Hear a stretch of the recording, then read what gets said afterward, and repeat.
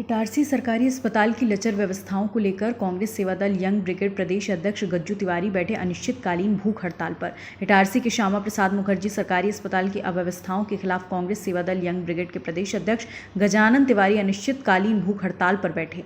गजानन तिवारी ने कहा कि कई विगत वर्षों से सरकार और प्रशासन को जगाने की कोशिश कर रहा है, लेकिन सरकार ना ही प्रशासन इस बड़ी समस्या को लेकर गंभीर दिख रही है। हमने पहले भी भूख हड़ताल की थी, तब अनुविभागीय अधिकारी ने झूठा आश्वासन देकर भूख हड़ताल को समाप्त करवाया था। हमने पदयात्रा कर घुटनों के बल अधिकारियों को ज्ञापन सौंपा, इसके बावजूद आज तक कोई निराकरण न निकला। हमारी मांग है इटारसी के नागरिकों को बेहतर स्वास्थ्य सेवाएं मिलनी चाहिए। यहाँ के सरकारी अस्पताल में वेंटिलेटर का इंतजाम नहीं है, आईसीयू यूनिट नहीं, डॉक्टर नहीं, जिससे लोगों को भोपाल या दूसरी जगह पर अपने मरीजों को लेकर परेशान होना पड़ता है। बल्कि इटारसी शहर में ये सब सुविधा होनी चाहिए जो नहीं है।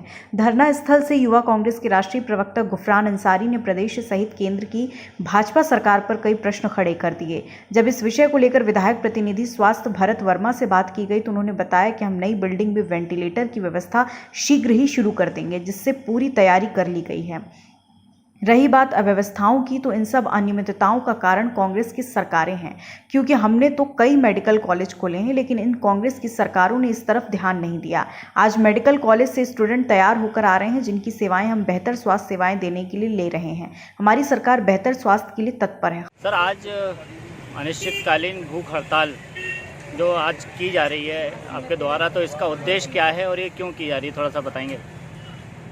जैसा कि आपको विदित होगा कि पिछले कई सालों से हम हॉस्पिटल की जर्जर व्यवस्था और जो इटारसी शहर की जनता के साथ कुठाराघात भाजपा की सरकार कर रही है, उसके खिलाफ हमने चरणबद्ध कई सालों से आंदोलन करते आ रहे हैं। हमने अस्पताल की व्यवस्थाओं को सुधारने के लिए एमडी डॉक्टर के लिए, आर्थोपेडिक सर्जन के लिए, ईएनटी स्पेशलिस्ट के लिए, वेंटिलेटर के लिए, हॉस्पिटल में पुलिस चौकी के लिए, अच्छे एक्सपर्ट स्टाफ के लिए, जो मशीनें बंद पड़ी हैं उन्हें चालू कराने के लिए हमने ज्ञापन दिया, धरना प्रदर्शन किया। पिछले कई सालों में हमने आंदोलन किए,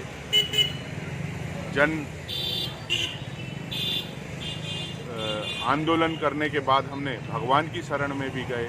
गिरते पानी में हम वहाँ एसडीएम के पास गए, हमने मुख्यमंत्री को लेटर लिखा, प्रधानमंत्री को लेटर लिखा, समर्थन भी जुटाया। यहाँ तक कि हमने घुटने टेक कर, हाथ जोड़कर विनती की कि आप इस हॉस्पिटल में वेंटिलेटर की व्यवस्था कराइए और जो कोरोना काल में 14 बिस्तर का आईसीयू बना था उसे चालू कराइए, वेंटिलेटर बुलाइए, एमडी डॉक्टर बुलाइए। लेकिन अभी तक हमें कुछ भी हासिल नहीं हुआ। मैंने पिछले साल भी भूख हड़ताल की थी, लेकिन एसडीएम साहब के झूठे आश्वासन में आकर मैंने उस भूख हड़ताल को ख़त्म किया। लेकिन साल भर हो गए, पुनः उनकी सरकार बन गई भाजपा की, वहीं के वहीं हम खड़े हैं और कोई भी सुविधा नहीं, डॉक्टर नहीं। इटारसी की जनता सिर्फ रेफर होती है, भगवान भरोसे वह बच जाए तो ठीक, नहीं तो ईश्वर को प्यारी हो जाते हैं।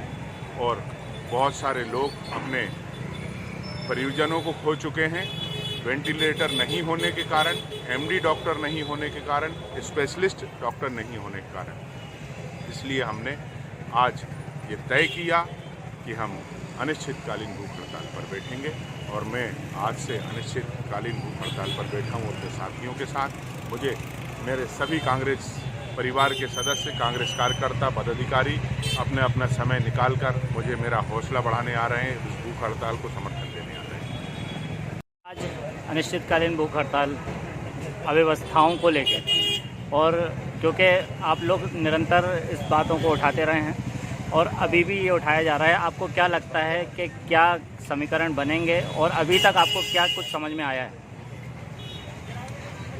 देखिए, ये सबसे पहले तो कोई नया विषय नहीं है।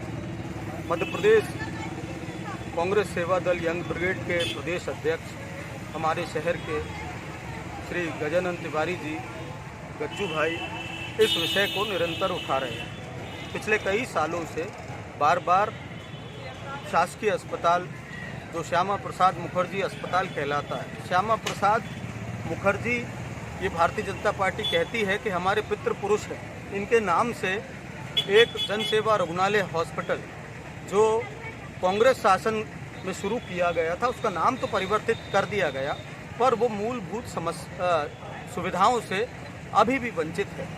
क्या दिक्कत आ रही है? इस शहर में हर चुनाव में मोदी जी आ रहे हैं। इटारसी में 2 बार मोदी जी देश के प्रधानमंत्री ने सभा की और बरगला कर लोगों को बड़े बड़े वादे कर कर इटारसी से जाते हैं और इटारसी को मूलभूत सुविधाएं भी प्राप्त नहीं हो पाती। शासन से सुविधाओं की मांग करना ये तो विपक्ष का हक है, पर उस जनता को जिसको बार बार मूर्ख बनाया जा रहा है, जिससे वोट लिए जा रहे हैं, हर चुनाव में मांगा जा रहा है कि हमने न जाने कितना काम किया। पहले इस प्रदेश के मुख्यमंत्री शिवराज सिंह चौहान जी ने नर्मदांचल का बेटा खुद को कहते हुए कई बार इटारसी में सभाएं की है, कई बार होशंगाबाद आए हैं। और यदि इटारसी होशंगाबाद के नागरिक पर्याप्त स्वास्थ्य सुविधाओं से वंचित रहते हैं तो सवाल किससे किया जाएगा? और आज ये विषय बहुत अहम होता जा रहा है। आपको मानना पड़ेगा, जब देश 21वीं शताब्दी में बताया जा रहा है अमृतकाल चल रहा है, जब बताया जा रहा है कि हम इतनी तरक्की कर रहे हैं कि विदेशों में हमारा डंका बज रहा है, और उस समय में देश के एक अहम राज्य मध्य प्रदेश, जहां भारतीय जनता पार्टी की न जाने कितने सालों से सरकार है और इटारसी में सालों से भारतीय जनता पार्टी का शासन है, तो यहाँ पर शासकीय अस्पतालों में डॉक्टर्स नहीं होते, दवाइयाँ उपलब्ध नहीं होती और अहम मशीनें नहीं हैं, उसको ऑपरेट करने वाले जो ऑपरेटर्स हैं वो नहीं, डायलिसिस नहीं हो पा रहा शासकीय अस्पताल में, शासकीय अस्पताल में वेंटिलेटर की सुविधाएं नहीं हैं, डॉक्टर्स हैं पर जो डॉक्टर्स की महत्ती आवश्यकता है वो डॉक्टर्स नहीं हैं, सर्जन नहीं हैं, ऑर्थोपेडिक नहीं हैं, एमडी डॉक्टर्स नहीं हैं। तो जहां पर गरीब लोगों को, मध्यम वर्ग को आज इलाज प्राप्त करने के लिए देश हमारे शहर को छोड़कर देश के कई अस्पतालों में चक्कर लगाना पड़ता है, मोटा धन खर्च हो रहा है और गरीब तो उससे वंचित ही रह जाता है। पर हमारे अस्पतालों में मूलभूत सुविधाओं की क्यों कमी है? क्षेत्र के जनप्रतिनिधि जी जवाब दें। बार बार उनसे सवाल किया जा रहा है, क्या इतना मुश्किल है? कलेक्टर साहब जवाब दें, क्या इतना मुश्किल है कि एक एमडी डॉक्टर यहाँ पर उपलब्ध नहीं कराया जा सकता? क्या इतना मुश्किल है कि यहाँ पर एक वेंटिलेटर की सुविधा नहीं दी जा सकती? डायलिसिस मरीजों का नहीं हो पा रहा है, इसकी आपको चिंता नहीं है? आप किस तरह की राजनीति भारतीय जनता पार्टी के लोग इस शहर से कर रहे हैं? केवल जनता को वोट बैंक समझना, उसे मूर्ख समझना बंद करें और जो मांग कांग्रेस सेवा दल यंग ब्रिगेड कर रही है उस मांग को अति शीघ्र पूरा किया जाए। ये मांग केवल कांग्रेस की नहीं है, इस शहर की मांग है। लगातार लोग परेशान हो रहे हैं, मौतें हो रही हैं, आसपास रेफर किए जा रहे हैं भोपाल, और लोगों के धन का अपव्यय बेवजह हो रहा है। यहाँ से छोटे केस में मरीजों को भोपाल भेजा जा रहा है, नागपुर भेजा जा रहा है और मुंबई भेजा जा रहा है। छोटे से छोटे सुविधाओं का यहाँ पर अभाव है।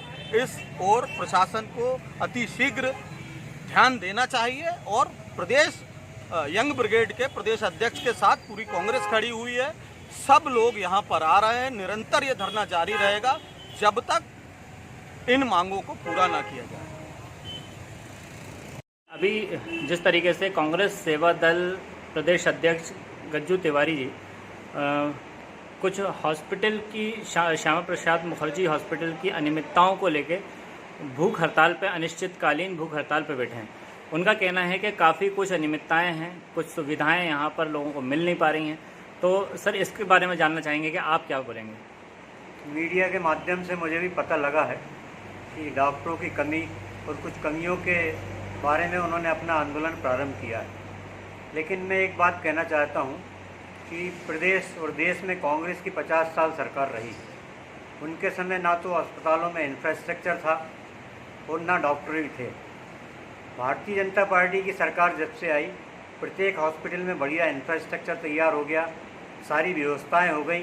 रही बात डॉक्टरों की कमी की, तो डॉक्टरों की कमी के लिए भी मुख्य रूप से दोषी कांग्रेस सरकारें रहीं। उन्होंने अपने शासनकाल में एक भी मेडिकल कॉलेज नहीं बढ़ाया। जबकि हमारी सरकार आई उसके पश्चात हमने कम से कम 7-8 मेडिकल कॉलेज बढ़ाए हैं। प्रत्येक ज़िले में एक नया मेडिकल कॉलेज खुल रहा है जिसमें लगातार नए डॉक्टर्स आ रहे हैं और बहुत से विंग्स में डॉक्टरों की कमी जो है वो पूर्णतः दूर हो गई है। यहाँ तक है हमारे शहर के अस्पताल में एमडी की कमी की अगर ऐसी कोई इमरजेंसी आती है तो हम आउटसोर्सिंग से नगर के जो एमडी डॉक्टर हैं उनको बुलाते हैं और उपचार करते हैं और पूरी व्यवस्था हम पेशेंट को देते हैं। सर, उनका एक और भी बात कहने की है जो उन्होंने अपनी बातों में कही है, अपने कथन में कही है कि यहाँ पर जो वेंटिलेटर की जो सुविधा है वो नहीं है। उसके बाद जो आईसीयू जिस तरीके से जो संचालित होने थे जो कोरोना काल में जो थे तो वो अभी संचालित नहीं है।